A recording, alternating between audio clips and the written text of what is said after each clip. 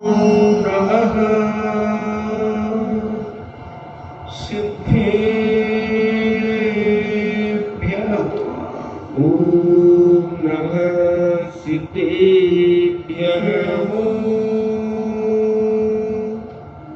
अरिहन्ताणं।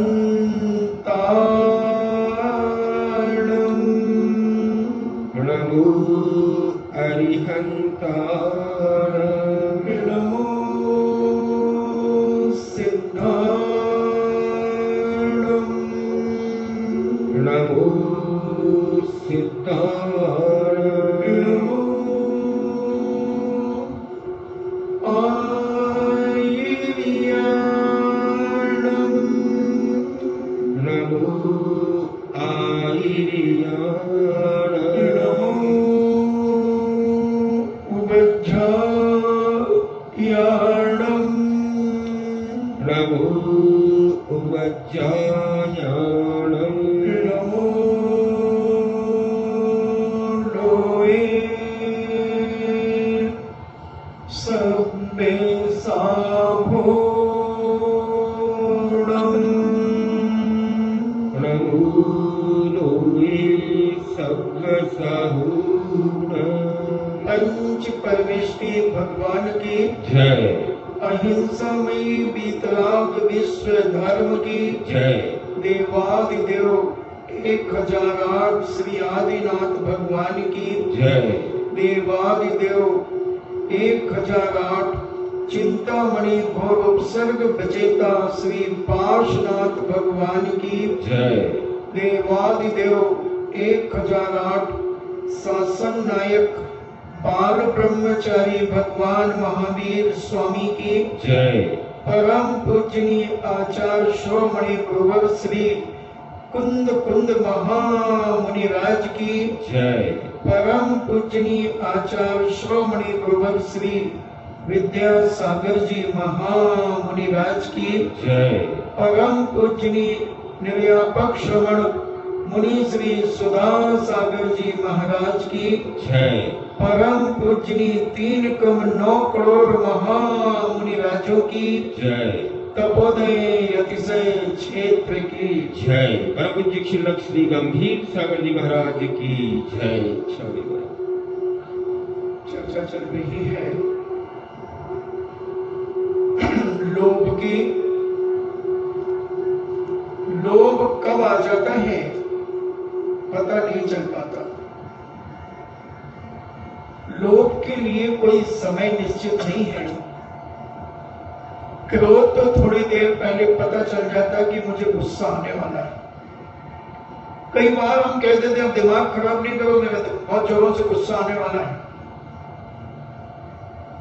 मगर लोभ कब प्रकट हो जाता है पता ही नहीं चलता।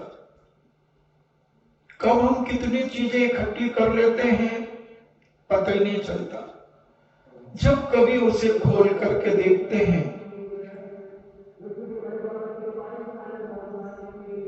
अरे हमने इतनी साड़ियां इकट्ठी कर ली, हमें तो पता ही नहीं चला। लोभ में आदमी इतना गाफिल हो जाता है कि लोभ बढ़ता चला जाता है। चाहे वो खाने का हो, चाहे पीने का हो, चाहे देखने का हो, चाहे सूंघने का हो, किसी भी प्रकार का लोभ कब बढ़ जाता है पता ही नहीं चलता। और ये पता नहीं चलने के कारण हमारी जिंदगी का लापता होता चला जा रहा है। लापता होता चला जा रहा है। इस परेशानी के कारण हम सत्य के स्वरूप को नहीं समझ पा रहे, हम धर्म को नहीं समझ पा रहे। आदमी के पास जब मोबाइल नहीं था तब वह मोबाइल में इतना था ही नहीं। मोबाइल डिब्बे वाला फोन था, फोन करता तो था मगर जब बहुत आवश्यक होता था। अब 1995 से लगभग ये मोबाइल चल गए। आदमी इतना लोभी हो गया मोबाइल का, सब कुछ छूट सकता है मगर मोबाइल नहीं छूटता। कपड़े छूट सकते हैं, अधूरे कपड़े पहन करके घर से बाहर निकल सकता है मगर मोबाइल लेकर के चलेगा। दुनिया में पता नहीं पंचदियों के विषयों की चीजों के प्रति लोभ ज्यादा बढ़ता है, धर्म के प्रति लोभ नहीं बढ़ता कि हम पहले ये करते थे अब हम ये नहीं करेंगे, हमें ऐसा करेंगे। धर्म के प्रति हमारा आकर्षण नहीं बढ़ता है, धन के प्रति तो बढ़ता है, धन के प्रति लोभ बढ़ता है और उस धन से पाप भी बढ़ता है। मगर धर्म से पुण्य बढ़ता है उसकी चिंता ही नहीं है किसी को। किसी के अंदर पाप की चिंता नहीं है कि मैं पाप कितना कर रहा हूं। पाप तो बढ़ते ही जा रहे हैं, बढ़ते ही जा रहे हैं मगर पुण्य घटता ही जा रहा है। और जो चीज अच्छी है वो घटेगी और जो बुरी है वो बढ़ेगी तो जीवन विनाश की ओर जाएगा, भविष्य दुर्गति में जाएगा। ये ज्ञान अगर आदमी को हो जाए कि जब मैं माता पिता के पास रहता था, परिवार में रहता था, तब मेरे माता पिता मुझे रोज मंदिर भेजते थे, मेरे माता पिता रोज मुझे एक माला फेरने को कहते थे, मेरे माता पिता मुझे एक स्तुति पढ़ने के लिए कहते थे, रात्रि भोजन त्याग करने के लिए नियम दिया था, अभक्ष्य चीजें खाने का त्याग कराया था, मांस अंडे शराब जुआ दुनिया के जो पाप है पंचेंद्रियों के सप्त व्यसन के, वो सब हमने घर में रह करके नहीं किए। और आज जैसे ही बच्चा बाहर निकलता है बहुत सारे पाप उसके बढ़ जाते हैं, उसका मोबाइल देखना बढ़ जाता है, उसका खान पान की अभक्षता बढ़ जाती है, उसके बुरे विचार बढ़ जाते हैं, उसकी आदतें दिन प्रतिदिन गंदी और निकृष्ट होती चली जाती है।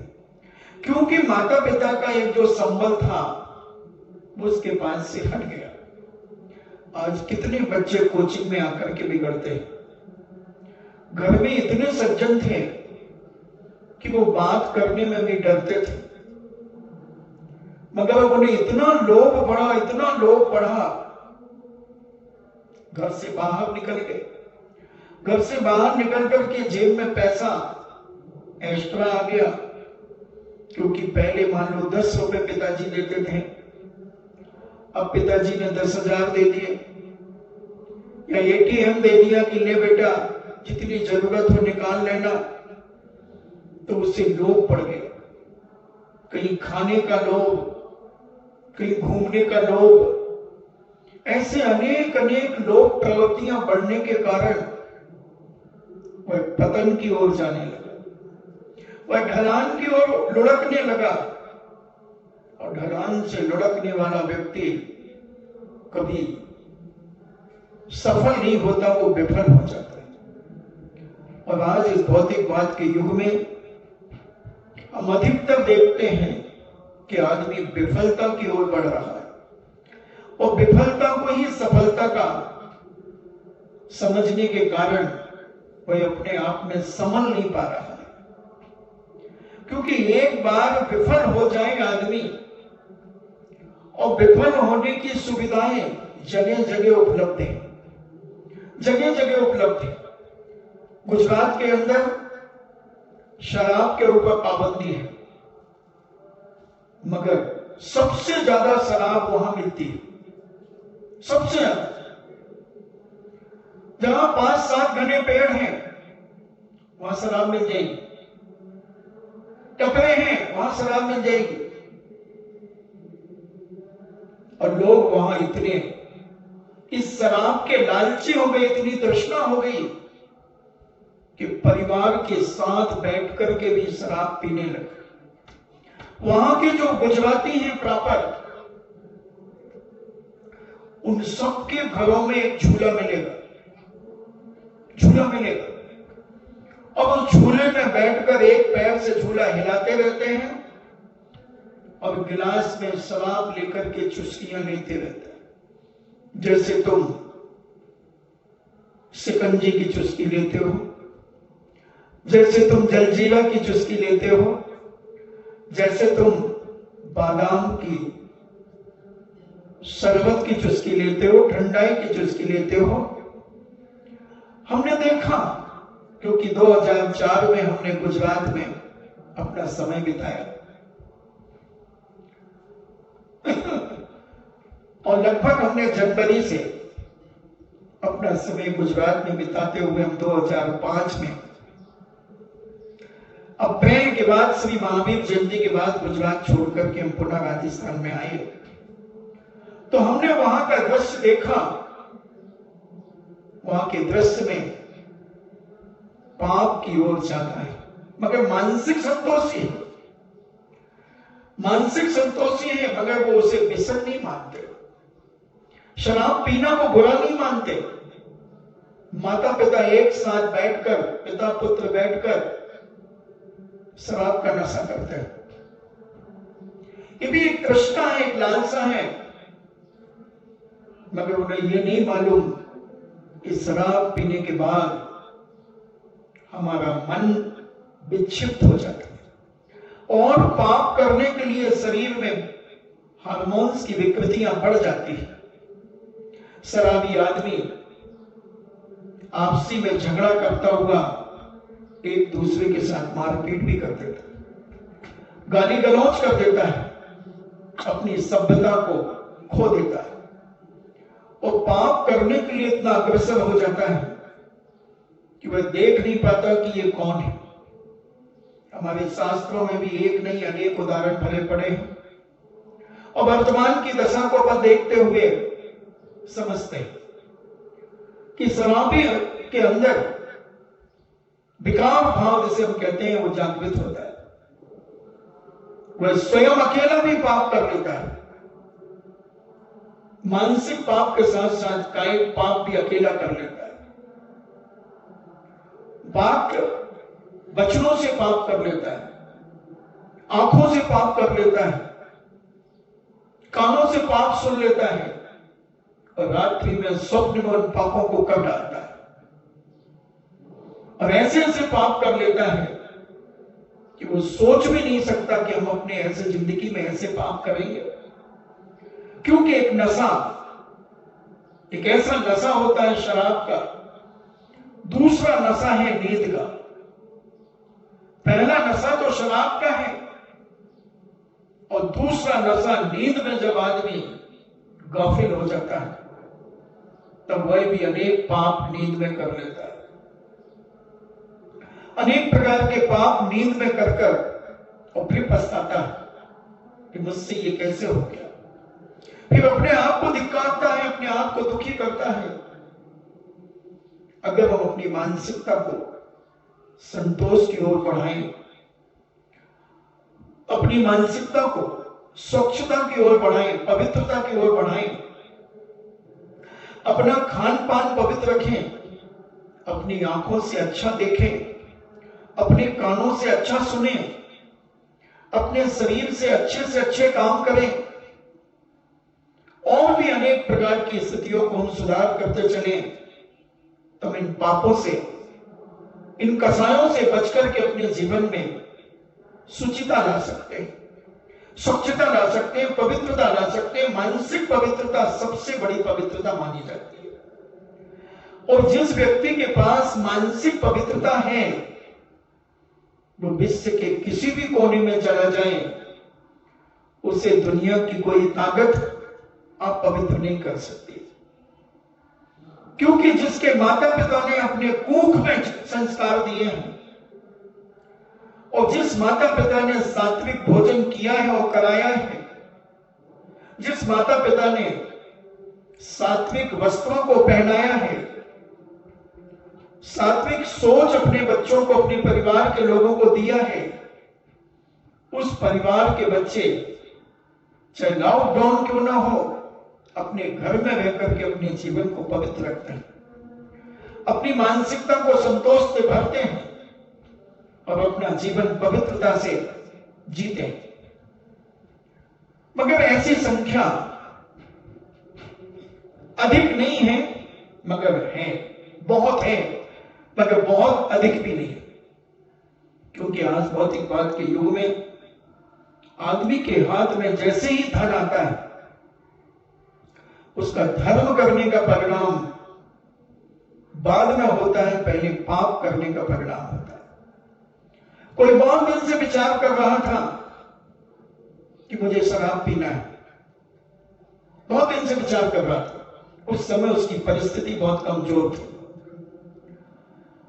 उसकी संगति कुछ कम अच्छे लोगों से थी, और जिस दिन उसके हाथ में पैसा आया, वो चुपचाप जाकर के शराब पी करके आ जाएगा, शराब पी करके आ जाएगा और अपने घर में चुपचाप चद्दर ओढ़ करके सो जाएगा, क्योंकि किसी को पता ना चले मेरा ये पाप। और जब धीरे धीरे वो पैसे की आमदनी बढ़ती गई, परिवार को भी मालूम हो गया कि पैसा बढ़ने लगा, तो परिवार को भी हमने टुकड़े डालना शुरू कर दिए, पत्नी को भी टुकड़े डालना शुरू कर दिए, बोलते भी क्या अच्छा है, जल लिया, क्योंकि अब हमें पत्नी का मुंह बंद करना बहुत जरूरी है, क्योंकि पत्नी का मुंह चलेगा तो घर में कलह मचेगी। इसलिए उसको खुश करने के लिए हमने कपड़ों का प्रलोभन दे दिया, उसके फैशन की चीजों को लाने के लिए पैसे दे दिए, उसको घूमने के लिए पैसे दे दिए, क्योंकि पापी व्यक्ति अपने पापों को छुपाने के लिए पहले दूसरे को पापी बनाता है, अपने घर के लोगों को पापी बनाने का प्रयास करता है, जिसके कारण मेरे ऊपर कोई उंगली ना उठा सके और मैं छुछंद हो जाऊं, मैं अपनी स्त्री को छोड़ करके दूसरी स्त्रियों से भी पाप करूं, दूसरी स्त्रियों से भी पाप करूं तो मेरी स्त्री नहीं बोल सकती, क्योंकि मैंने अपनी स्त्री को फ्री कर दिया। तुझे जहां जाना जा, घूमने जाना जा, किटी पार्टी में जाना जा, और भी कहां कहां जाते जाओ, अब तुम वहां क्या कर रहे हो मैं तुमसे नहीं पूछ रहा हूं, और मैं कहां पर क्या कर रहा हूं तो मुझसे मत पूछो। ये पाप, ये लोग पापों का बाप है। अपना घर तो बिगाड़ा ही और दूसरे का घर भी बिगाड़ दिया। ये है महान दुर्गति के कारण, ये मरकर के सर के मरेंगे बंधुआ, क्योंकि अपनी परिवार को भी तुमने छुछंद कर दिया और तुम भी छुछंदता की ओर बढ़ गए, और पता ही नहीं चला कि तुम कितने पाप कर रहे हो। न पिता बोल पा रहा है, न मां बोल पा रही है, न भाई बोल पा रहा है, न बहन बोल पा रही है, न पड़ोसी बोल पा रहा है, और न साधु संत बोल पा रहे हैं, क्योंकि तुमने उनको भी चुप कर दिया है, भाई को भी चुप कर दिया। क्या कर लिया तुमने, क्या कमाया तुमने? पिता ने कहा बेटा ये क्या है, फालतू बातें मत करा, तुम्हें क्या तकलीफ हो रही, तुम्हें खर्चे को पैसे नहीं मिल रही क्या, तुम्हारी आवश्यकताओं में कोई कमी है क्या? फालतू बातें नहीं, अपना काम जितना करना उतना किया करो, इधर उधर की बातों में मत उलझा करो। पता नहीं कौन तुम्हें भड़का देता हो, तुम इधर घर में भड़कने लगते हो, समझ में नहीं आता। बुद्धि है कि नहीं, सटिया गए हो। कौन कह रहा है ये? तुम्हारा लड़का। किसको कह रहा है? जिसने तुम्हें जन्म दिया है, जिसको तुमने 9 महीने गर्भ में रखा है, वो ये जवाब दे रहा है क्योंकि उसके पास धन बढ़ गया है, धन बढ़ गया और धर्म उसके अंदर से घट गया है। ऊपर से हम कितना भी धर्म का दिखावा कर ले, मगर अपने विचारों को हम कितना समझ पा रहे हैं, कितना विचारों को हम संभाल पा रहे हैं, ये बहुत बड़ा धर्म है बंधु। संतोष सबसे बड़ा धर्म है। संतोष सबसे बड़ा धर्म है। हम कितना अपने आप को संभाल पा रहे हैं, ये हमें देखना है। क्या हम जब मध्यम वर्गीय थे, जब हम कम अमीर थे, तब भी हम क्या यही पाप करते थे? क्या यही अत्याचार और अनीति करते थे? और ऐसे ही अपशब्द का प्रयोग हम अपने माता पिता से करते थे, हम अपने भाई बहनों से करते थे? थोड़ा सा अपने आप को झंकोड़ो और झांकने का प्रयास करो। थोड़ी अंदर के नेत्रों को खोलो, अंदर की आंखों को खोलो कि हम आज से 10-20 साल पहले क्या थे, और 20 साल पहले लगभग हम क्या थे। हम कितने आदर और सम्मान से अपने पिता और माता को, भाई को, बहन को, परिवार को, मोहल्ले, पड़ोस को आदर और सम्मान से ओतप्रोत करते थे। और जैसे जैसे धन हमारे पास बढ़ा, जैसे जैसे धन दौलत हमारे पास बढ़ी है, हमने अपनी जिंदगी में पाप को बढ़ाया है कि पुण्य को बढ़ाया है? एक एक व्यक्ति अपनी अंतरात्मा से पूछे। मैं तो यहां तक कहूं, साधु भी अपने आप को पूछे। साधु भी पूछे। बहुत बिरले साधक होंगे जो अपने पुण्य और साधना के बल पर उन्होंने अपने आप को संकुचित किया है। उन्होंने बाहर से हट करके अपने आप में रहने का प्रयास किया है। बहुत उंगली पर गिनने वाले साधु संत होंगे बंधुओं, क्योंकि भक्तों के माध्यम से साधु भी बिगड़ता है। साधु को बिगड़ने का श्रेय भक्तों को जाता है। और जब भक्त ऐसा मिल जाता है जो उस साधु की हाँ में हाँ मिलाना वाला तैयार हो जाता है, तो साधु भी स्लिप होता है और श्रावक भी स्लिप होते हैं, और दोनों चोर चोर मौसेरे भाई अपनी गुटलगू की जिंदगी जीने लगते हैं। बंधुओं, ये है विनाश के कारण। ये है लोभ का विनाश, लोभ से विनाश, अनावश्यक चीजों के संग्रह से विनाश। अगर ये विवेक हमारे जीवन में आ जाए, मैं तो कहता हूं श्रावक अगर स्टिक हो जाए, सतर्क हो जाए श्रावक, तो साधु नहीं बिगड़ सकता। साधु कभी नहीं बिगड़ सकता। जो मैंने कहा था अभी 1-2 दिन पहले, साधु कूलर बाजार में लेने खुद नहीं गया, कूलर लाकर के तुमने दिया। साधु मोबाइल लेने बाजार नहीं गया, तुमने साधु को मोबाइल दिया है। तुमने साधु को मोबाइल में ऐसी ऐसी चीजें दिखाई हैं जो साधु को नहीं देखना चाहिए थी, और साधु को तुमने मोबाइल में दिखा दिखा करके उसके मन को इतना लोभित कर दिया कि उसने स्वयं अपने पास मोबाइल रखना शुरू कर दिया।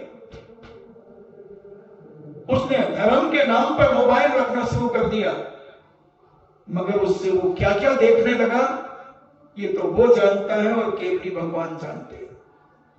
और कोई अवधि ज्ञानी मुनिराज भी अगर जानना चाहे तो जान लेंगे, कोई मन पर्य ज्ञानी मुनिराज जानना चाहे तो वो जान लेंगे, विदेश क्षेत्र से जान लेंगे कि फलाना फलाना साधु इस समय क्या पाप कर रहा है। और बाहर निकल करके तो ऐसा धर्मात्मा, ऐसी वीतराग की बातें करता है कि उससे बड़ा बैरागी इस दुनिया में कोई नहीं होगा। मगर अंदर से कितना खोखला है, अंदर से कितना काला है, उसका इतिहास कितना काला है, उसका भविष्य कितना काला है, और वर्तमान कितना काला है कि वो स्वयं लाला देख रहा है, स्वयं देख रहा है। एक लोभ ने, एक तृष्णा ने उसके जीवन को बर्बाद कर दिया। मात्र में ऊपर से साधु का भेष बना करके अपनी जिंदगी जी रहे हैं, और लोभ में हम इतने ज्यादा घुस गए हैं, लोभ में इतने ज्यादा गर्त में गिर गए हैं कि हमने सब कुछ नैतिकताओं को पैरों से कुचल दिया है। नैतिकताएं कुचल दी हमने, क्योंकि हमारे पास जो इर्द गिर्द लोग रहते हैं वो पैसे वाले हैं। हम जैसा चाहें उनसे वो काम करा लेंगे। अब वो बेचारा जो नहीं समझता, वो भक्ति के बसात सब कुछ कर रहा है, और जब उसे ये राज पता चलता है तब वह सोचता है नाम नहीं बताऊंगा, न साधु का नाम बताऊंगा, न श्रावक का नाम बताऊंगा, मगर सत्य घटना, एक व्यक्ति के पास एक स्थान की कमेटी के लोग कलश आवंटन के लिए गए कि साहब आपका बहुत अच्छा परिचय है समाज में, आप हमारे कलश आवंटन कराइए। तो उन्होंने कहा कि कौन महाराज है, किस महाराज के सानिध्य में कार्य हो रहा है? तो उन्होंने कहा सुधा सागर जी महाराज। बोले वो सुधा सागर? मैं उनके पास गया, पहले बोले मेरा भांजा गया था, तो उनका छुल्लक जी से बात हुई तो वो छुल्लक जी कहता है ऐसे बहुत आते हैं, बहुत फिरते हैं। उन्होंने कहा कि मेरे उनकी राजनीति में बहुत पकड़ है, ये है वो है, बहुत सुनाया। तो वो छुल्लक कहता है अरे चलो ऐसे बहुत आते हैं, क्या करना है?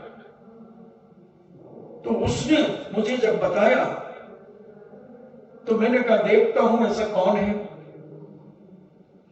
और वो जब आए दोनों पति पत्नी 20 मिनट पूज्य श्री के पास बैठे रहे, तो महाराज अपना स्वाध्याय कर रहे थे, नहीं बोले, वो चला गया, क्योंकि वो भारत के सभी संतों से जुड़ा हुआ था। और जब वो जाता था उन संतों के पास तो संत भी खड़े हो जाते थे, इतना प्रभावशाली आदमी था, उसकी सब बात मानते थे। तो जब एक कार्यक्रम के कलश आवंटन करने के लिए लोग उसका नाम सुनकर के गए, किसी के मार्फत पता चला, तो उसने कहा कौन महाराज के सानिध्य में कार्यक्रम हो रहा है? बोले सुधा सागर जी महाराज। बोले उन्होंने भेजा? बोले नहीं नहीं, वो तो भेजते ही नहीं किसी को, उन्हें क्या करना है, वो तो आशीर्वाद देते हैं बस। अरे बोले मैं कुछ नहीं करा सकता, मैं उनके पास गया, आशीर्वाद भी नहीं, तो 20 मिनट बैठा रहा, आंख उठा के नहीं देखा। और मैं जिस साधु के पास चला जाऊं तो साधु आनंद से भर जाता है। तो उन्होंने कहा नहीं साहब, आप तो हमारा काम करिए। उसने कराए कुछ 1-8 करोड़ के कलश की आवंटन करा दिए। उनको भी निवेदन करके आए कि साहब आप भी पधारे। बोले सोचूंगा। और क्या उसके दिमाग में चली भितोरी, क्योंकि अब उसके पुण्य का उदय आने वाला था, अब उसके जीवन का पवित्रता बढ़ने वाली थी। और वो आया, गर्मी का समय था, मैं एक मंदिर की शिखर की छाया के वहां बैठा था, तो सबसे पहले मेरे से ही टकराया और मेरा नाम लेकर के कहता आपका ये नाम है क्या? मैंने कहा कहते तो यही है। और उसने अंदर की सारी वेदना उगल दी जो मैंने उसके भांजे से कही थी। और मुझे ऊपर से नीचे तक देखा, उस समय तो अलग ही था, बैठ गया। इतने में किसी साधु का फोन आया उसके पास, मेरे पास नहीं, क्योंकि मेरे पास तो मोबाइल ही नहीं। उसके पास फोन आया, मैंने कहा हो? तो उन्होंने कहा सुधा सागर जी महाराज के पास, छुल्लक जी के पास बैठे। नाम लिया मेरा। तो वो साधु कहता अच्छा वो छुल्लक के पास बैठे हो, संभल के बैठना, वो बहुत पोल पट्टियां खोलता। और उसने बोले ठीक है मैं बाद में बात करूंगा महाराज। बोले यार तुम कहां सुधा सागर जी के नाटक में कहां फंस गए? मैं सुन रहा हूं अपने सगे कानों से। तो उसने क्या जवाब दिया कि महाराज अब मैं नाटक से हट करके अब सही मंच पे आ गया हूं, सही मंच पे आ गया हूं। और उस दिन का दिन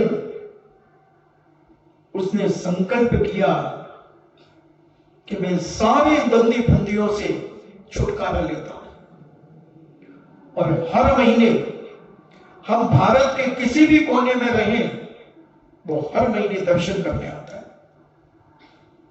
हर महीने दर्शन करने आता है।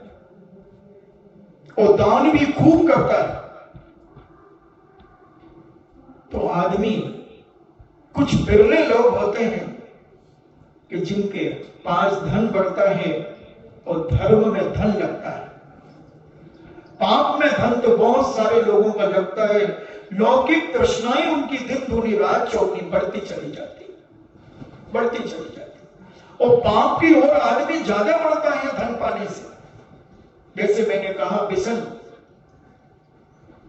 शादीशुदा आदमी भी पर स्त्रियों से गमन करने के लिए ओर बढ़ जाता है, नित्यांगनाओं वेश्याओं के यहां चला जाता है, शराब की दुकानों में चला जाता है, जुआ के फड़ पे चला जाता है, क्योंकि उसको एक लोभ जाग गया है, प्रवृत्ति बढ़ गई है, और हर व्यसन को करने में वो आदी हो जाता है, क्योंकि उसके पास धन बड़ा है, पाप बड़ा है।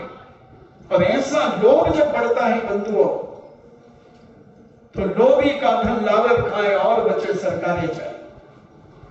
ऐसे लोभी व्यक्ति जो पाप में लिप्त रहते हैं, ऐसे जुआड़ी,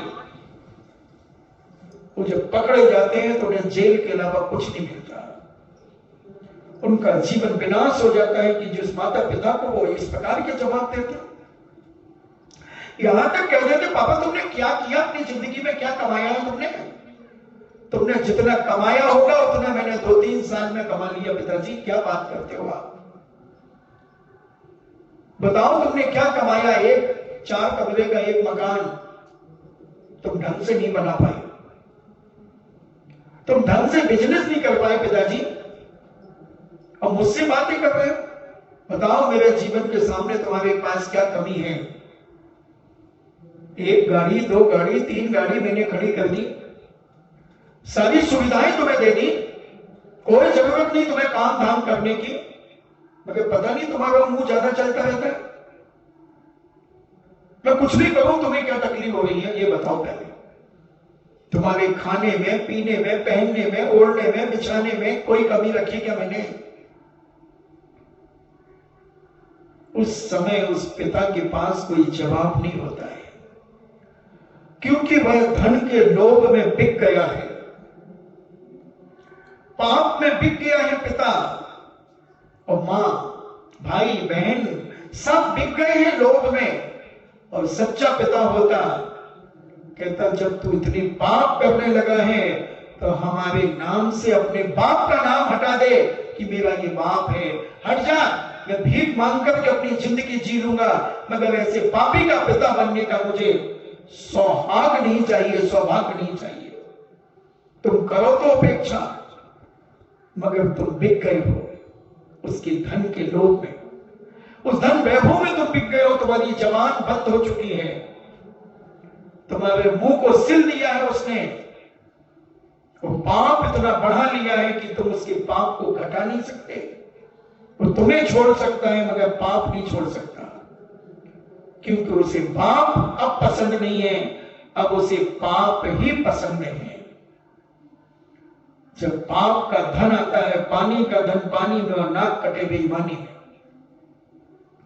और जब ऐसे पापियों के जीवन के साथ जब माता पिता, इज्जतदार माता पिता भी अपनी बेइज्जती का अनुभव करते हैं, तो कई माता पिता सुसाइड कर लेते हैं, कई मर जाते हैं, कई डिप्रेशन में चले जाते हैं, कई इतने मानसिक दुखी हो जाते हैं कि उन्हें शुगर की बीमारी बढ़ जाती है, उन्हें कोलेस्ट्रॉल बढ़ जाता है, उनकी किडनी बिगड़ जाती है, उनके फेफड़ों में पानी भर जाता है, अनेक प्रकार की बीमारियां उनकी जिंदगी में जागृत हो जाती है, क्योंकि वो जब चारों तरफ से अपने लड़कों की विकृतियों को सुनते हैं, तब उनका मन विक्षिप्त होता है।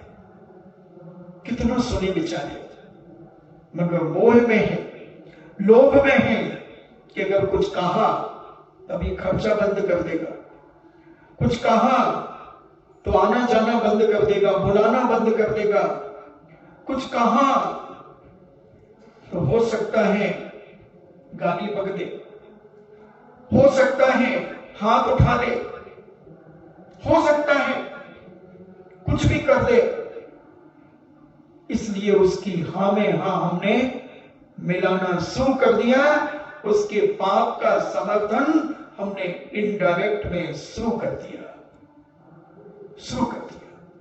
ये है बेटे से लोभ, ये है बेटे से मोह, बहू से मोह, पत्नी से मोह, लड़कों से मोह।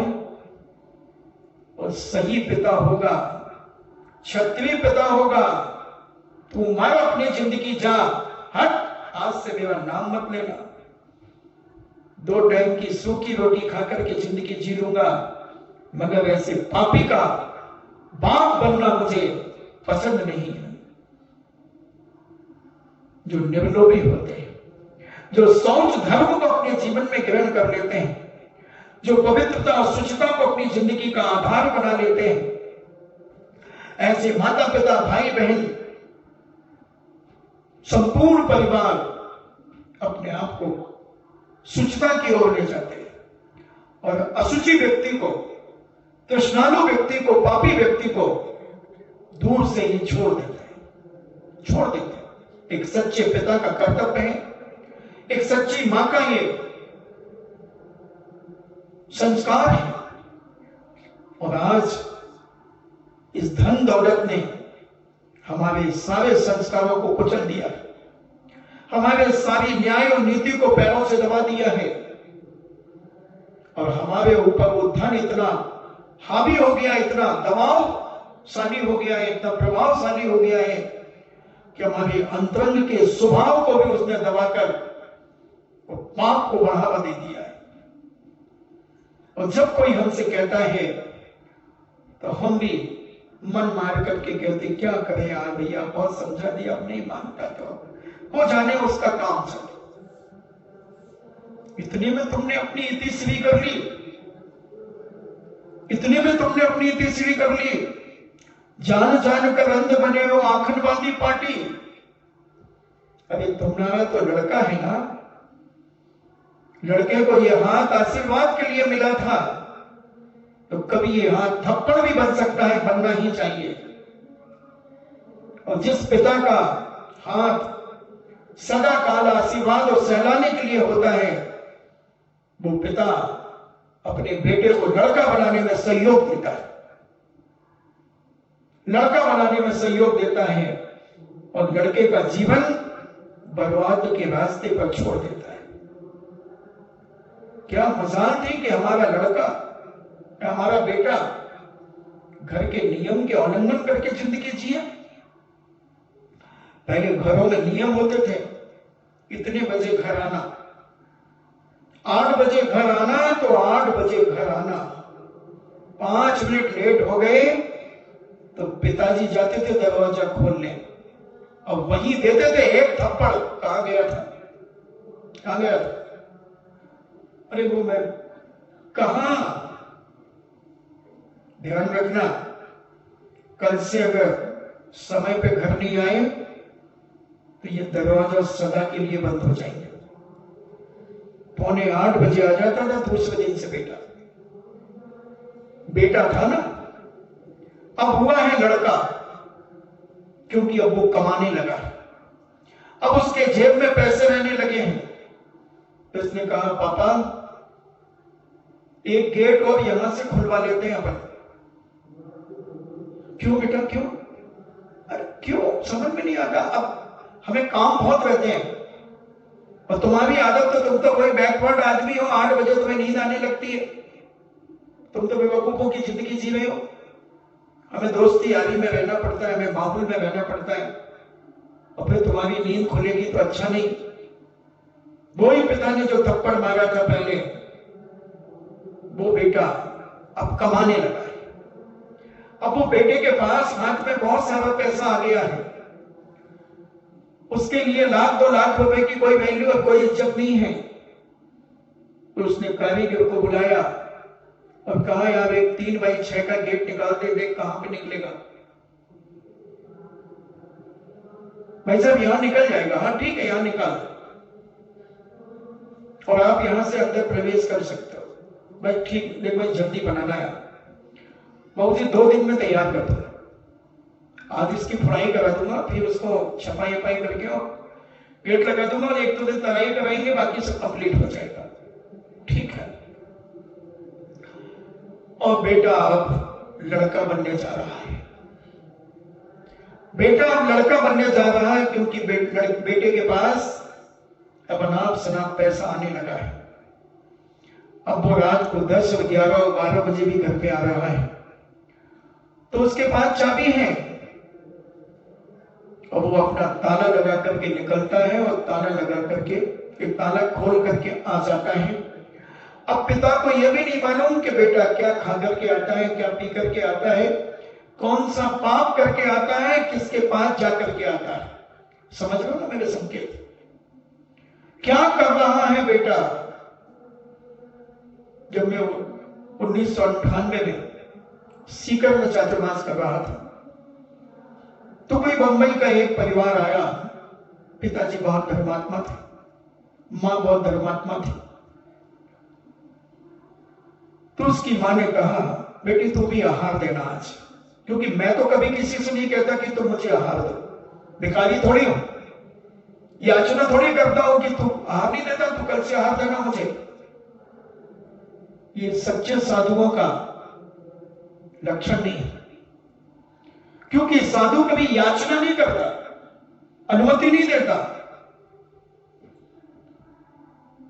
तो वो बोली, मम्मी क्या होती है ये आहार, क्या होता है? महाराज को खाना खिलाना बेटा। और जैसे ही खाने पीने की चर्चा हुई, मैंने कहा उठो यहां से, चलो, ये फालतू चर्चा ही नहीं करता। और वो साड़ी पहन करके आ गई। और मैं तो पहले ही समझ गया था उसका चेहरा देखकर, उसकी हुलिया देखकर कि ये बहुत बदमाश है। तो जैसे ही मैंने उससे शुद्धि पूछी तो कहती शुद्धि। तो मैंने ऐसे बोला, तो लोगों ने कहा शुद्धि बोलो, शुद्धि। बोले शुद्धि शुद्धि शुद्धि।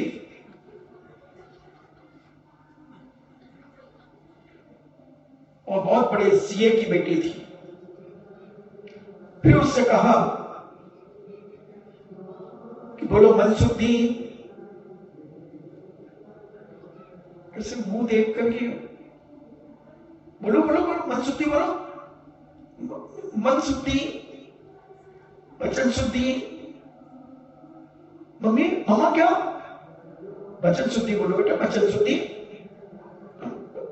क्योंकि इंग्लिश मीडियम में पढ़े, वचन शुद्धि बहुत देर में बोली, 2-3 मिनट में। मैं तो आहार नहीं लेता जब तक दूसरे दे रहे थे। फिर काय शुद्धि। अब मैंने कहा दुष्टन की काय शुद्धता है। मेरे मन में आया और उसने जैसे तैसे काय शुद्धि भी बोली, आहार जल शुद्ध बोला और मैंने जूस लिया। उसके पहले मैंने ऐसे किया तो उसने भी ऐसे हाथ जोड़ लिए और ऐसे करने लगी। मैं पूछ रहा हूं कि मंदिर जाती है कि नहीं, मगर वो हाथ जोड़ करके ऐसे कर रही। तो फिर हमने झुक करके बताया तो उसने भी झुक गई। मैंने कहा उसकी मां कह रही है, बेटा महाराज पूछ रहे हैं कि तुम मंदिर जाती हो कि नहीं। अब पकड़ी गई। ओह, मैंने कहा मां कह रही है पकड़ी गई, यानी अभी तक मंदिर नहीं जाती थी। मैंने मंदिर, हाँ बेटा, जैन टेम्पल, जैन टेम्पल। नहीं मम्मी मुझे पिंपल्स हो रहे हैं, पिंपल्स हो रहे हैं। बेटा पिंपल्स नहीं, टेम्पल, टेम्पल।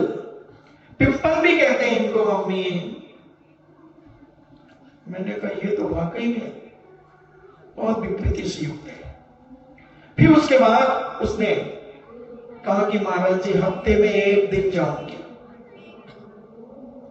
मैंने चलो कोई बात नहीं, देखते हैं। और उससे जूस लिया, फिर उसको साइड कर दिया। अब वो मुझे देख रही थी।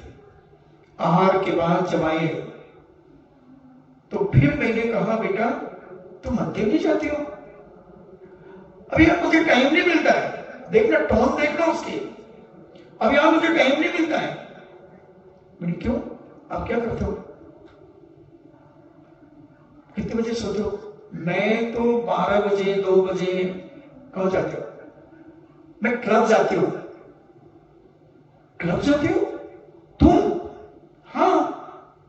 क्यों, आपको आश्चर्य क्यों हो रहा है? कितने बजे जाता हूँ? बोले मैं पढ़ाई करके 10 साढ़े 10 बजे जाती हूँ, फिर 12 1 बजे वापस आती हूँ। गेट कौन खोलता है? महाराज जी, गेट खोलने के लिए किसी की नींद खराब नहीं कराते हम लोग। हमारे पास चाबी होती है और ये चाबी से हम दूसरा गेट खोल लेते हैं और हम अपने रूम में जाकर के सो जाते हैं। अरे मैंने कहा तुम्हारी उम्र कितनी है अभी? बोले 20। मैंने 20 की उम्र में तुम्हारी माँ ने, तुम्हें पिताजी ने, हमने कहा तुमने इतनी छूट दे दी इसे।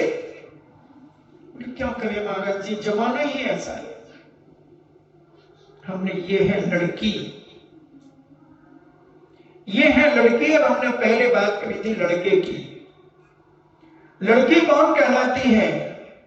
लड़ यानी लड़ाई, और की लड़ाई की चाबी वो लड़की कहलाती है। और लड़का कौन कहलाता है? जो माता पिता से लड़ता रहता है वो लड़का कहलाता है।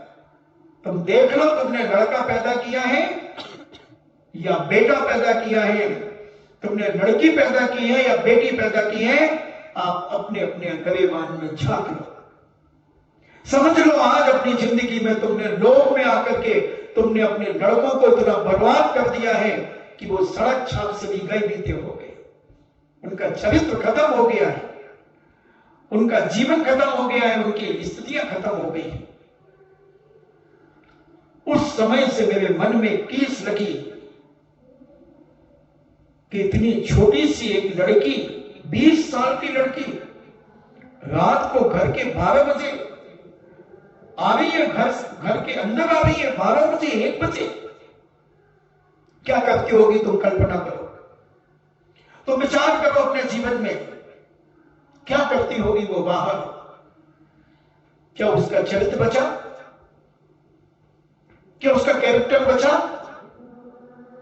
मैं नहीं कहता कि उसका कैरेक्टर बचा,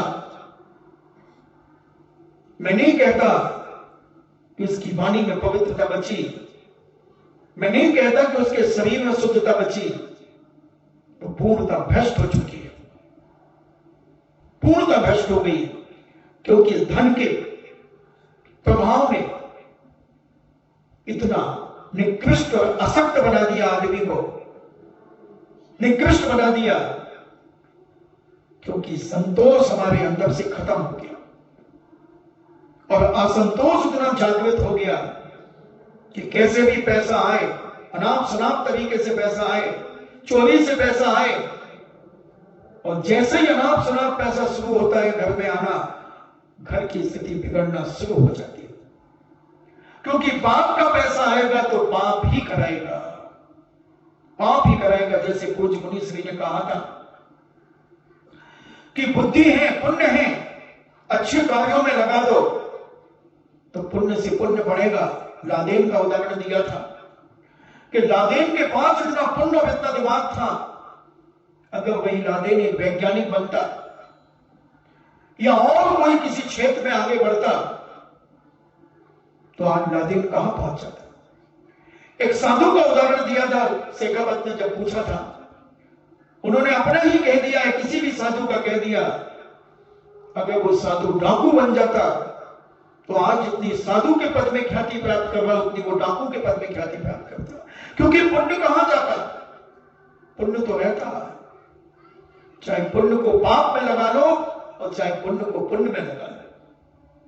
बंधुओं, ये लोभ तुम्हारी जिंदगी को बर्बाद कर देगा, तुम्हारी मानसिकता को घुन पैदा कर देगा, सड़ा देगा तुम्हारी मानसिकता को। इसलिए हमारे संत महंत कहते हैं अपने मन में शुचिता रखो, पवित्रता रखो, शौच रखो अपने धर्म में, और इस शौच धर्म को अपने जीवन में तुम धारण करके अपने जीवन का और परिवार के जीवन का और अड़ोस पड़ोस के लोगों के जीवन की पवित्रता को कायम रखो बंधुओं। यही पवित्रता तुम्हारे जीवन को पवित्र करती हुई तुम्हें महापद दिला देगी, मोक्ष पद दिला देगी। और यही अशुद्धता, यही विकृतियां, कि दुनिया के पाप या अत्याचार या नीति तुम्हारी जिंदगी को दुर्गति में भेज देगी। विचार कर लो क्या करना है और क्या नहीं करना है। ये सारा का सारा वातावरण बनाना और बिगाड़ना तुम्हारी मुट्ठी में। तुम चाहो तो मुट्ठी खोल दो और तुम चाहो तो मुट्ठी को बंद कर दो। एक आदमी एक बार आया किसी संत के पास और संत से कहा, एक चिड़िया लेकर के आया और उसकी गर्दन पे हाथ रख करके लाया। बोले बताओ ये चिड़िया जिंदा है कि मरी है? संत बहुत समझदार थे। उन्होंने कहा कि अगर मैं भी जिंदा कहता हूं तो ये गर्दन दबा देगा,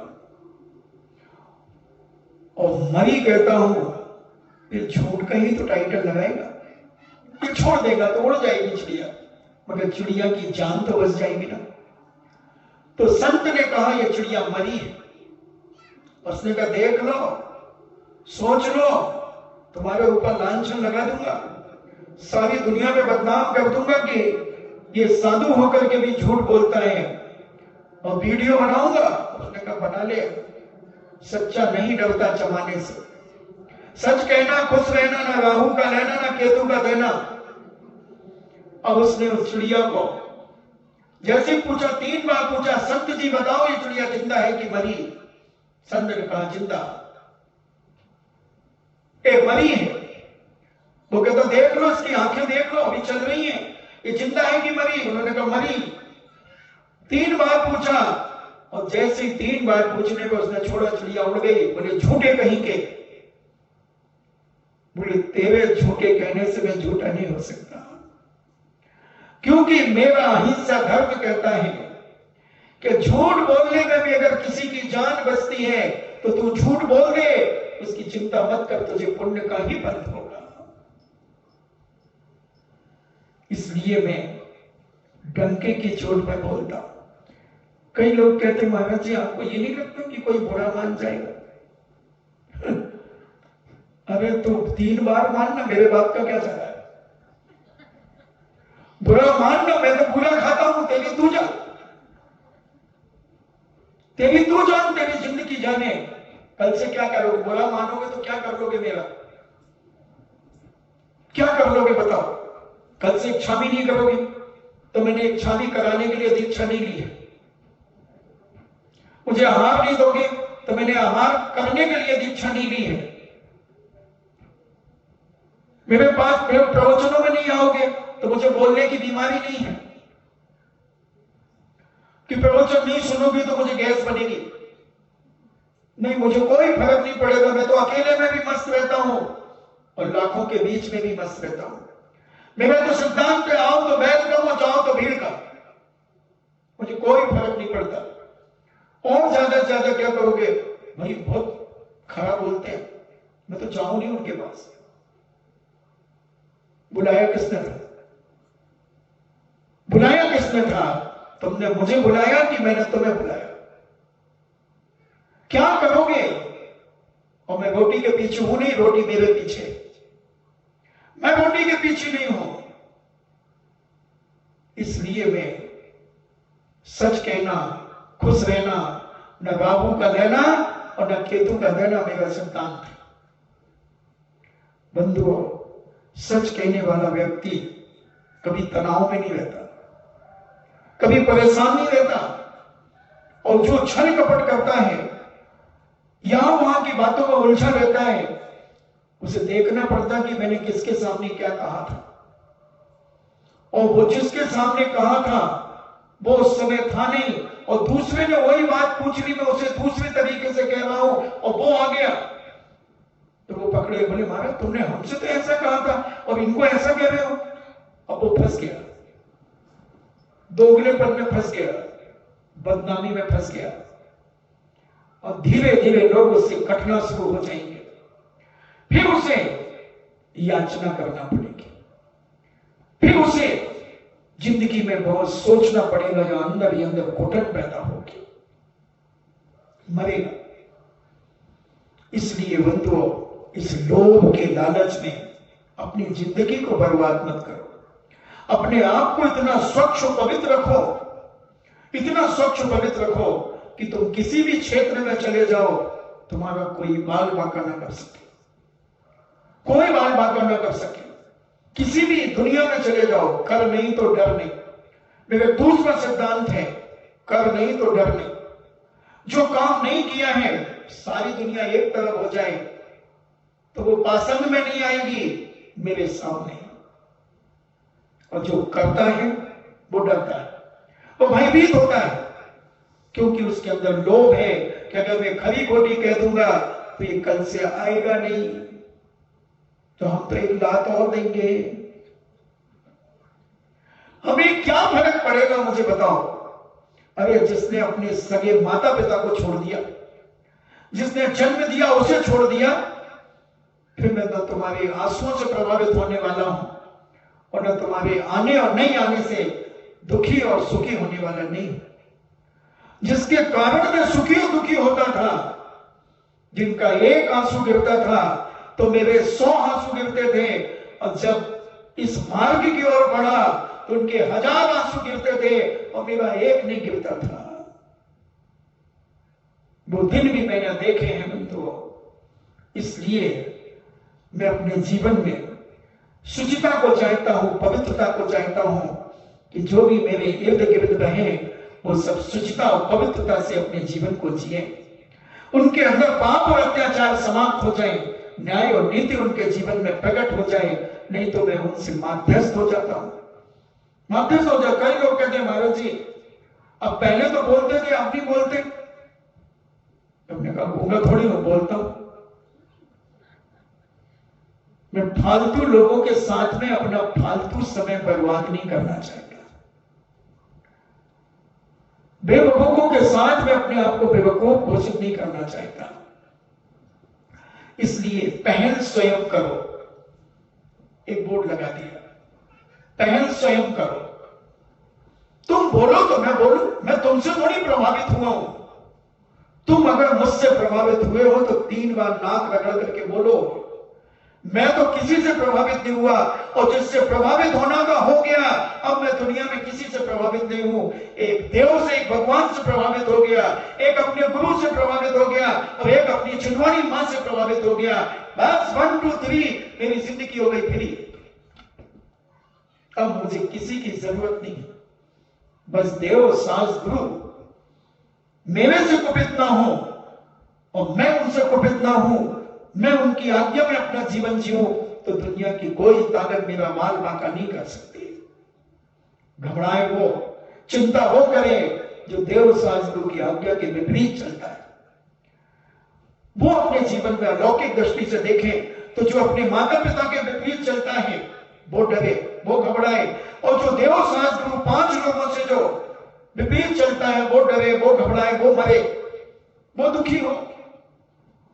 और जो अपने आदर्शों के अनुसार अपनी जिंदगी को जीता है, उसे कभी डरने की चिंता उसके जीवन में उत्पन्न ही नहीं होती बंधुओं। तो ऐसा पवित्र जीवन जीने के लिए हमें ये मनुष्य पर्याय मिली, घूमने के लिए नहीं मिली ये मनुष्य पर्याय। बंधु बहुत समझने की बात है। कसाई करने के लिए मनुष्य पर्याय नहीं मिली, क्रोध करने के लिए मनुष्य पर्याय नहीं मिली, मायाचारी करने के लिए मनुष्य पर्याय नहीं मिली। मैं बताता हूं कौन सी पर्याय तुम्हें किस चीज के लिए मिली, मैं बताता हूं। क्रोध करने के लिए, लड़ाई झगड़ा करने के लिए, दुनिया के पाप करने के लिए, अत्याचार और अनीति करने के लिए नरक की गति, नरक योनि मिलती है। वहां खूब कसाई करो, खूब लड़ो मरो, एक दूसरे की मारपीट करो, जो कुछ करना वो नरकों में करो। जो कुछ भी करना, जितने पाप तुम्हें करना वो सब नरकों में करो। जितना क्रोध करना है, जितनी गाली गलौज करना है, मारपीट करना है, घसीटना है, मर्डर करना है, टुकड़े टुकड़े अगर किसी के करना है तो जाओ नरकों में जाकर के करो, वहां ये सुविधाएं, वहां सारी फैसिलिटियां हैं, और जन्मते ही मार काट शुरू हो जाती है। और घूमने के लिए अगर तुम्हें जिंदगी जीना है तो स्वर्ग मिलते हैं घूमने के लिए। घूमो ढाई द्वीप के अंदर, कहां कहां घूमना है, सारी दुनिया में घूमो। क्या अमेरिका, क्या सिंगापुर, क्या शिकागो, क्या लंदन, क्या अमेरिका, क्या दुनिया की सारी चीजें घूमने के लिए हैं। अरे वहां तो साक्षात कितुम चैत्यालयों की वंदना, वहां तो साक्षात श्री मंदिर स्वामी के दर्शन, वहां से तुम जा सकते हो। नंदीश्वर द्वीप जा सकते हो, जहां तुम्हें जाना, यहां वहां जहां कहां मत पूछो, कहां कहां स्वर्गों से जा सकते हो। और मायाचारी करना है, छल कपट करना है, दुनिया के दुराचार करना है, पंचदियों के विषयों की गिद्धता तुम्हें चाहे किसके साथ करना है, तुम जाओ बंधु, तुम्हें त्रियंचौनी मिलती है। वहां ना मां देखी जाती है, ना पिता देखा जाता है, ना बेटी देखी जाती है, ना बहन देखी जाती है। जिसके साथ वासना जागी उसके साथ वासना करने की छूट, वो है त्रियंच पर्याय। गाय भैंस कुत्ते पिल्ली की पर्याय।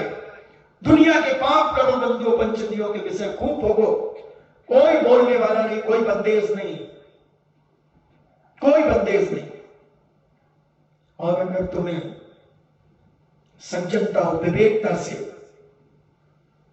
पंचदियों के विषयों को भोगना है, अत्याचार और अनीति से रहित होकर के भोगना है, सुधार संतोष भ्रत रह करके अपनी जिंदगी को जीना है, तो तुम भोग भूमि में जाकर के रहो।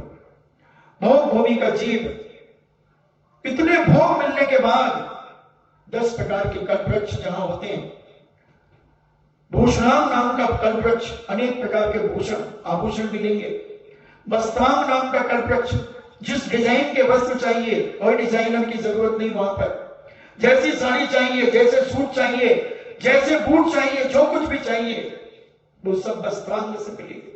दीपांग, कोई दीपक तुम्हें बनाने की जरूरत नहीं घर से, कैसा दीपक चाहिए दीपांग नाम के कल्पवृक्ष से।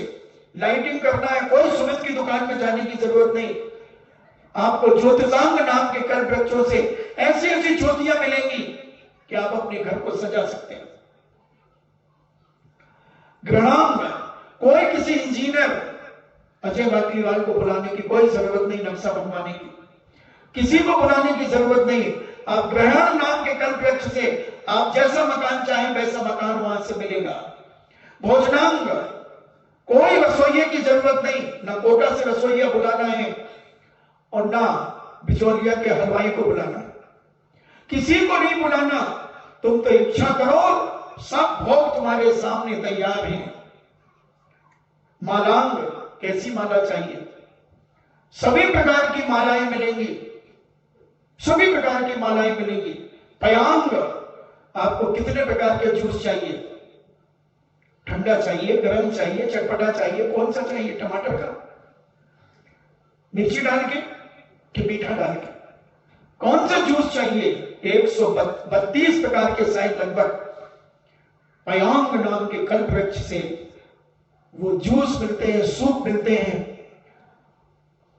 और 2 वृक्ष और रह गए, स्मरण में नहीं आ रहा है। तो ये सारे के सारे वृक्ष वहां उपलब्ध हैं, इसलिए वहां तृप्त होता है आदमी, वहां इतना सरलता से अपनी जिंदगी जीता है और जीवन आनंद में रहता है, अपनी पत्नी में ही संतुष्ट रहता है। दूसरे की पत्नी को, दूसरे के वैभव को, दूसरे की चीजों को कभी निहारता भी नहीं, अपने आप में मस्त रहता है, आनंद में रहता है। तो जाओ भोग भूमि में जाकर के तुम अपनी जिंदगी जियो। ये मनुष्य पर्याय जो मिली है बंधु कर्म भूमि की, ये कर्म काटने के लिए मिली है, कर्म काटने के लिए मिली है, कर्मों के दर्द को सहन करने के लिए मिली है, अंतरात्मा में समता परिणाम को धारण करने के लिए मिली है कि अपने जीवन में बड़ी पवित्रता, पावनता और सरलता अपने जीवन में जी करके और ऐसे निर्दोष चर्या का पालन करो कि कोई माई का लाल तुम्हारे ऊपर उंगली ना उठा सके, कोई तुम्हें बुरी नजर से ना देख सके। तुम जहां मिल जाओ तो लोगों की मुस्कुराहट तुम्हारे लिए प्रकट हो जाए। ये मनुष्य पर्याय कर्म काटने के लिए, धर्म साधना आराधना के लिए मिली है। स्वयं के द्वारा स्वयं अपनी आराधना प्रभु की करो। स्वर्गीय देवता तो विक्रिया से करता है, मगर तुम अपने स्वयं के शरीर से करते हो, स्वयं की मानसिकता से करते हो, तो इससे पापों की निर्जरा सबसे अधिक होती है और कर्मों का क्षय करने का पर्याय मिली है मनुष्य पर्याय। इस मनुष्य पर्याय में बंधुओं घूमने का विकल्प छोड़ो, इस मनुष्य पर्याय में दुनिया के खाने पीने का विकल्प छोड़ो, ये मनुष्य पर्याय में सादा जीवन उच्च विचार बनाने का अपना जिंदगी को अग्रसर करो और ऐसे कर्म झड़ेंगे, ऐसे कर्म झड़ेंगे जैसे जैसे बिजौलिया क्षेत्र में आम झड़ गए, आम झड़ गए और लोगों ने कह दो, लोगों ने टोकरियों में, बाल्टियों में, गमछे में, दुपट्टों में, चुन्नी में बांध बांध करके भर लिए, खूब झड़े, जी भर के झड़े। ऐसे ही कर्म झड़ेंगे, ऐसे ही कर्म झड़ेंगे इस मनुष्य पर्याय में, इस मनुष्य पर्याय में झड़ेंगे। तो ये कर्म भूमि कर्मों को काटने के लिए मिली है, कर्मों को तहस नहस करने के लिए मिली है, और आत्मा से, आत्मा के द्वारा आत्मा में बात करने के लिए मिली है। सोचो बंधुओं, विचार करो, समय आपका हो रहा है। हम विचार करें कि हम आखिर कितने लोभी, कितने लालची और कितने नकलची हो गए। हम कितने पापों में लिप्त होते चले जा रहे हैं। जो स्थान, जो समय हमें कर्म काटने के लिए मिला, उस कर्म काटने में भी हम पाप में लिप्त हो रहे। हम लोग कसाई में पागल हो रहे, हम पंचदियों के विषयों में, सप्त विषयों में पागल होकर, गाफिल होकर अपनी जिंदगी बर्बाद कर रही है। नहीं बंधुओं, कोई बात नहीं, सुबह का भूला शाम को घर लौट के आ जाए तो मैं उसे भूला नहीं कहता, मैं तो उसे डिज्नीलैंड का झूला कहता हूं। जब जागे तब सवेरा, तब जागे तब सवेरा है। सुबह का भूला शाम को घर लौट के आ जाए तो उसे भूला नहीं कहा जाता बंधुओं, उसे तो डिज्नीलैंड का झूला कहा जाता है। इसलिए चिंता मत करो, सवेरा कभी भी हो सकता है। ये मत सोचो कि जब मुर्गा बोलेगा जब सुबह होगा, नहीं। एक बूढ़ी मां को यही अहंकार था कि मेरा मुर्गा बोलता है तो सुबह होता है, मेरा मुर्गा बोलता है तो सुबह होता है, और सारे गांव में अपनी धाक दिखाती थी। ध्यान रखना, मेरा मुर्गा नहीं बोलेगा सोते रहोगे, उठ नहीं पाओगे। तो हमारे भारत का आदमी इतना आलसी है, वो कहता मुर्गा बोले या ना बोले मुझे सोना है, तो मैं तो 10 बजे तक ऐसे ही सोता रहता, मुझे क्या फर्क पड़ता। तो उस डोकरी को ऐसा अहंकार था। बच्चे चिढ़ाते थे, तो एक दिन वो कहती है चल मुर्गा अपन चलते हैं छोटी बिचौलिया। ये बिचौलिया वाले अपन को परेशान करते हैं और कहते हैं तू बड़ा अहंकार करती है, अब देखते हो।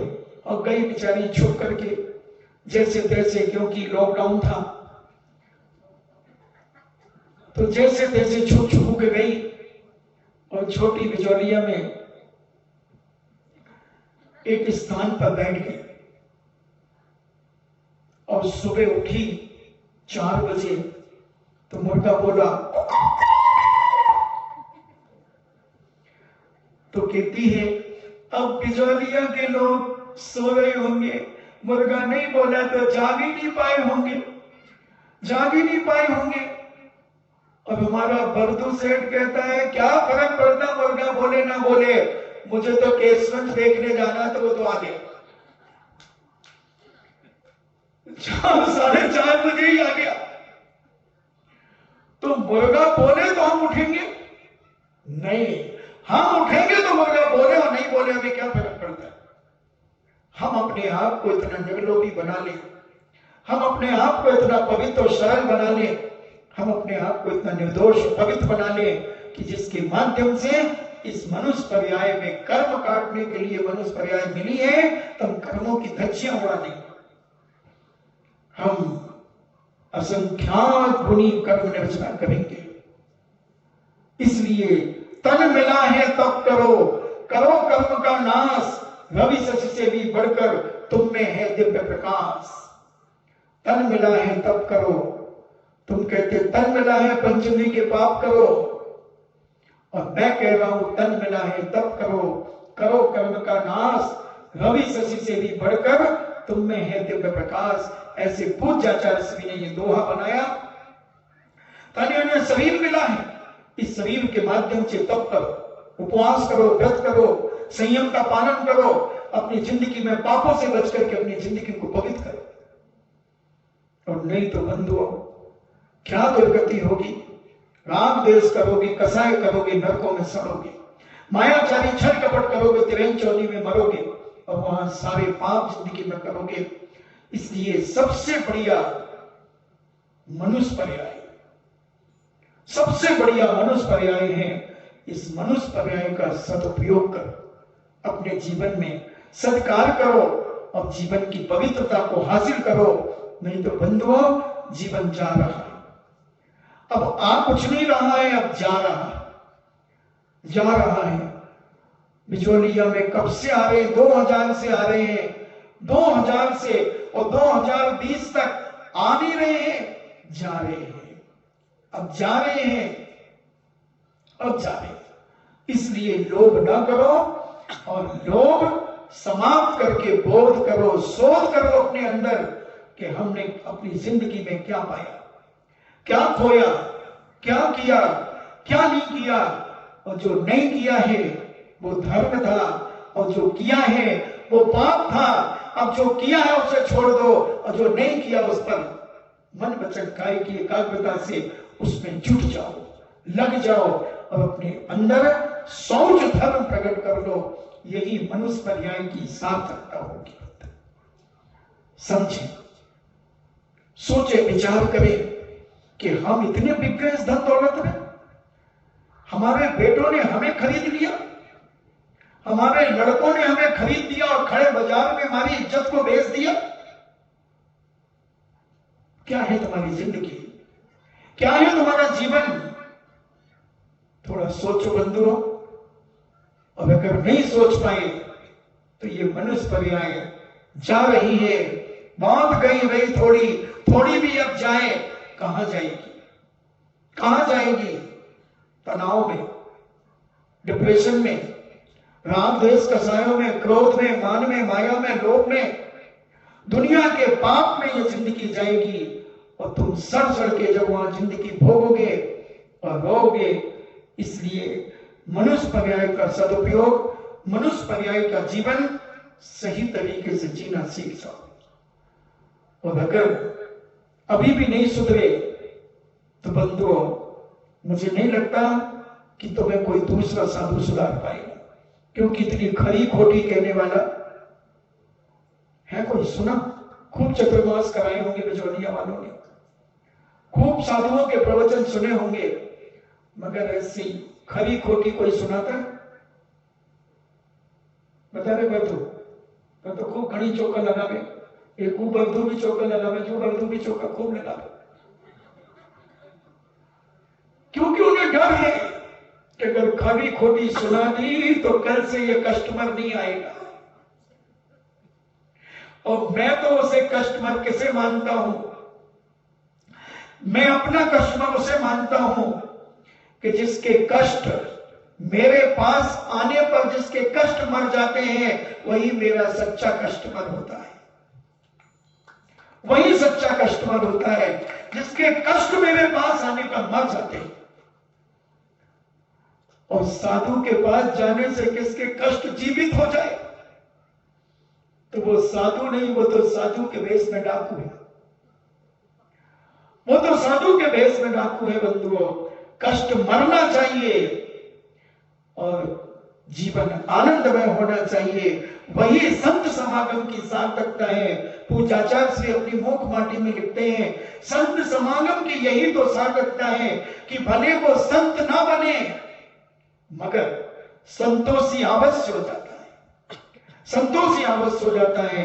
लोभ और तृष्णा से बच करके अपनी जिंदगी को जीना शुरू कर देता है, पाप और अत्याचार से अपनी जिंदगी को मोड़ देता है, सत् कार्यों में, पवित्रता में, और अपने जीवन को उज्जवल बनाने में लग जाता है। कोई ऐसा नहीं है कि इज्जत एक बार खत्म होने के बाद दोबारा ना बने, बनती है मगर देर लगती है। क्योंकि एक बार इज्जत बिगड़ने पर, नालायक होने पर लायक बनने में कितना समय लगता है बताओ। एक आदमी लायक था और नालायक हो गया, कितनी देर लगी? लायक में क्या लगाना है? एक ना लगा दो, नालायक बन गया।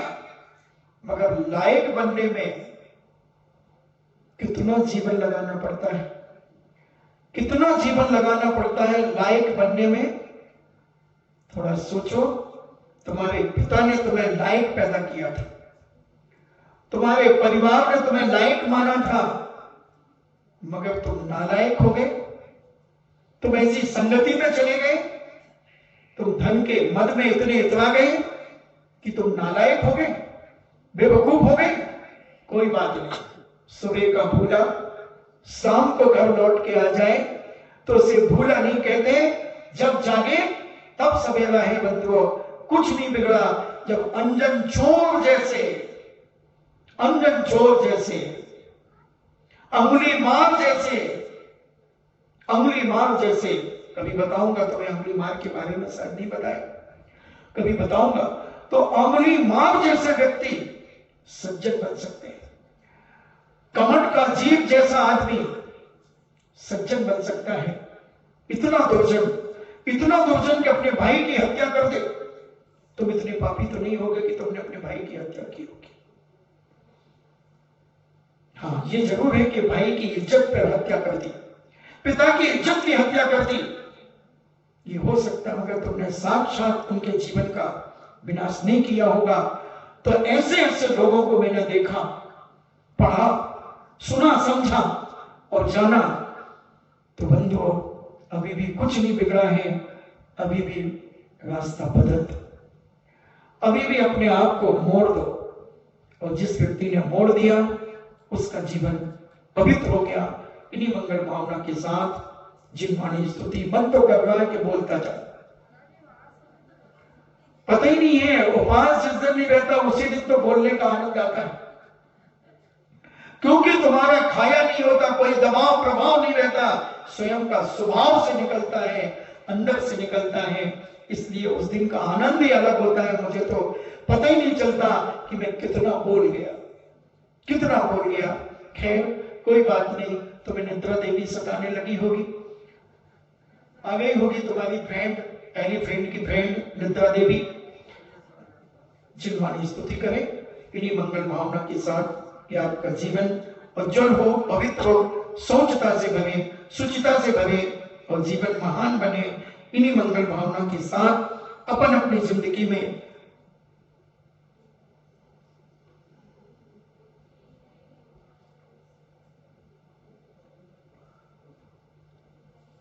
मैं तो सोच रहा था कोई और जिनवाणी स्तुति करूं।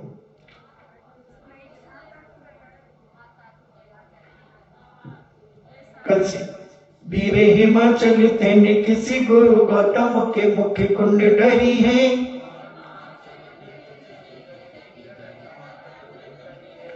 ज्ञान पयो निधि माही रली बहु भंग तरंगन सौ चिरी है। या जग मंदिर में अनिवार्य अज्ञान अंधेरे छयो अति भारी। तो किस भांति पदार्थ पाति कहाँ गए तेरे हिते अभिचारी।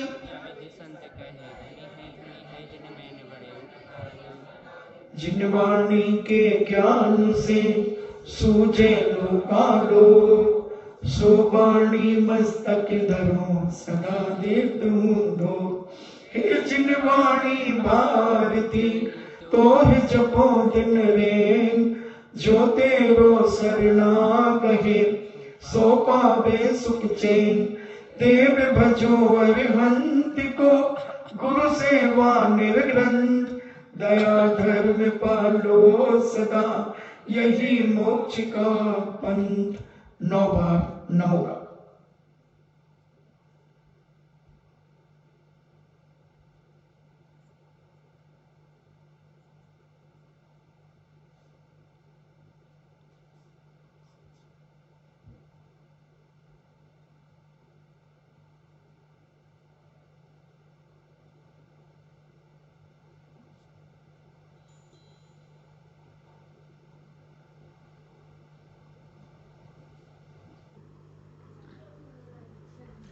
परम पूजनी द्वादशांग जिनवाणी माता की।